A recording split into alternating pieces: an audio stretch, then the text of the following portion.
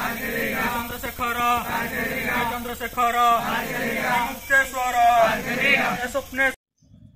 कपिलास चंद्रशेखर महादेव पीठरे श्रद्धालु लंबा धाड़ी। ओडिशा समेत बाहर राज्यर हजार हजार श्रद्धालु जल लागी कले। ढेंकानाल जिला गंदिया ब्लॉक निकटरे ओडिशा तथा जिलार प्रसिद्ध शैवपीठ कपिलास चंद्रशेखर और कामाख्यानगर रामेश्वर मंदिर बड़ सुआलर कपिलेश्वर मंदिर कुआलुर अष्टशंभु मंदिर रे श्रावण मास प्रथम सोमवार रे प्रबल भिड़ देखा मिली। जिला तथा राज्य बाहर कमकरा स्थित ब्राह्मणी नदी पुण्य जल नहीं कपिलास अभिमुखे यात्रा करथिले।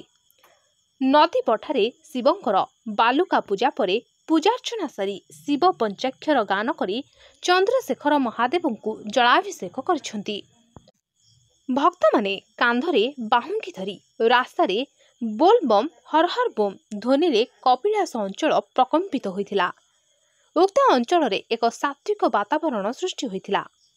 श्रद्धालु को उत्साहित करबा पई डाकबाजी यंत्र द्वारा बोलबम गीत गाई उत्साहित करुवा देखा मिली। ढेंकानाल एसपी ज्ञानरंजन महापात्र निजे उपस्थित रही ब्यारिकेड कराई श्रद्धालु को जल लागी करिबारे साहाय्य और समस्त सुरक्षार व्यापक व्यवस्था करथिले।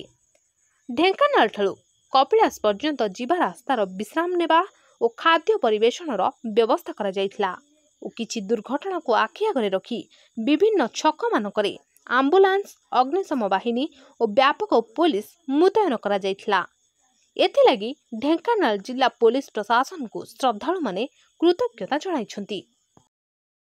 कामाख्यानगर प्रकाश कुमार पात्र रिपोर्ट संभव टीवी ओडिया।